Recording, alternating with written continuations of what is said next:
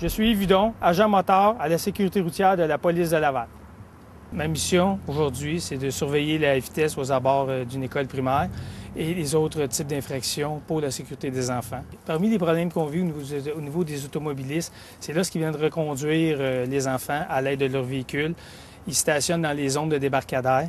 C'est sûr que c'est peut-être plus sécuritaire pour leurs enfants, mais il faut penser aux autres enfants qui viennent à pied, mais c'est pas sécuritaire pour eux.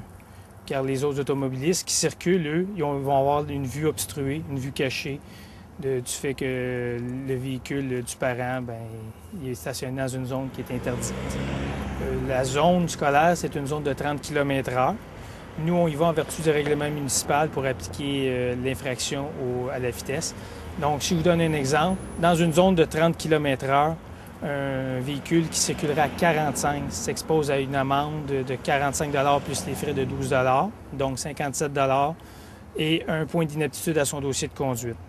Si le véhicule va à 51 km/h, l'amende est de 75 $ plus les frais de 25 $, donc 100 $ total au niveau du constat, plus 2 points d'inaptitude. Il faut noter aussi qu'au niveau des grandes vitesses, si le véhicule circule à 40 km et plus dans une zone de 30, donc à 70 km/h, les points vont être doublés et l'amende va être doublée aussi. Ça commence à être quand même un constat qui est considérable. Parmi les autres infractions qu'on constate en zone scolaire, alors qu'on fait notre vérification de vitesse, je vous ai parlé tantôt au niveau du non-respect des arrêts, on peut voir, entre autres, le port de la ceinture de sécurité. Souvent, les conducteurs ou les passagers ne seront pas attachés. Quand je parle de passagers, souvent, ce qu'on voit aux abords des écoles, mais les passagers, c'est des enfants. Donc, des fois, le matin, papa, maman, on est pressé, on est en retard, on est pressé d'aller travailler. Les enfants, ils montent dans le véhicule. On n'a pas long à faire, on a 3-4 coins de rue, on n'attache pas les enfants. Il en va de la sécurité des enfants. Il est prouvé que souvent, les accidents se passent en dedans de 5 km de votre lieu de résidence. Et que si vous frappez à 50 km/h, mais il y a présentement une publicité au niveau de la SAC qui dit que c'est comme tomber d'un étage, d'un 4e étage. Et il ne faut pas oublier aussi que c'est la responsabilité des parents de voir ce que les enfants s'attachent. Au sens du code de la route, si un enfant n'est pas attaché dans un véhicule en bas de 14 ans, c'est le conducteur qui va avoir un constat d'infraction. Et le constat est quand même considérable, c'est 115 $ et 3 points d'inaptitude. Le cellulaire au volant aussi, entre autres. Vous savez, il y a eu une nouvelle loi qui est passée au mois d'avril, puis applicable depuis le mois de juillet. Les gens qui parlent au téléphone, tenant le téléphone en main lorsqu'ils se déplacent en véhicule, qui sont en mouvement, c'est une source de distraction. On le voit souvent dans les zones scolaires. Papa, maman, ils s'en vont reconduire les enfants, sont au téléphone. Bien, pensez-y, c'est encore là, vous êtes distrait, vous n'êtes pas attentif à la route. Fait que, encore là, l'amende, c'est 115 $, 3 points d'inaptitude. Pour faire de la surveillance de vitesse, on utilise un type d'appareil qui est un cinémomètre laser. À Laval, nous utilisons un modèle Ultralight LTI 2020, modèle Ultralight, le modèle 100 LR. Maintenant, je vais vous démontrer la façon qu'on travaille avec le cinémomètre laser.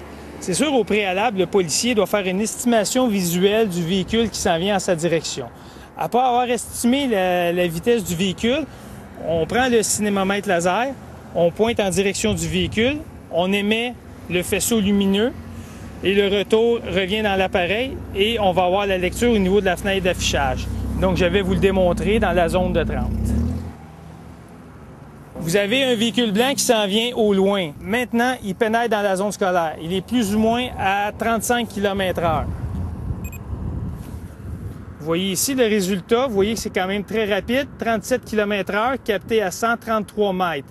La zone scolaire débute à 175 mètres. On peut même aller chercher des véhicules qui s'en vont en sens inverse. Vous voyez le véhicule noir qui s'éloigne, plus ou moins 45. Vous voyez, vous avez ici un comptage négatif à moins 49 km. Donc, on peut prendre des véhicules qui viennent vers le policier et les véhicules aussi qui s'éloignent du policier. C'est un appareil qui est très précis. Ça fonctionne avec la technologie au laser. Donc, le laser est une lumière Ça fonctionne à la vitesse de la lumière. C'est ultra rapide. Et aussi, le fait que le faisceau qui sort au niveau de la lentille est très, très étroit. C'est ni plus ni moins comme si ça serait une ligne droite, mais ce n'est pas nécessairement une ligne droite, c'est cônique, mais c'est très, très étroit à la sortie du faisceau. Donc, c'est pour cette raison que sur l'appareil, comme je vous ai parlé précédemment, nous avons un viseur, un pointeur rouge. Étant donné l'étroitesse du faisceau, ça nous permet de viser un véhicule, un seul et le bon. Bonjour, monsieur. Vous avez été capté à 64 km dans une zone scolaire de 30. Je vais prendre votre permis de conduire, matriculation, s'il vous plaît. Est-ce que vous trouvez ça exagéré, ce qui se passe aujourd'hui? Non. Pas du tout. Donc, vous allez le prendre et l'avaler? Ben oui. Vous êtes à 62 km dans une zone de 30. Je vais prendre votre permis de conduire et de matriculation, s'il vous plaît. Ils sont dans l'école, là. Ah oui, mais Come on, là. Vous avez pas d'autre chose à faire. Il y a plein de monde On qui fait notre chauffent travail. comme des caves. Ah. Hey, ça me choque, là. Donne-moi l'étiquette, là, gars.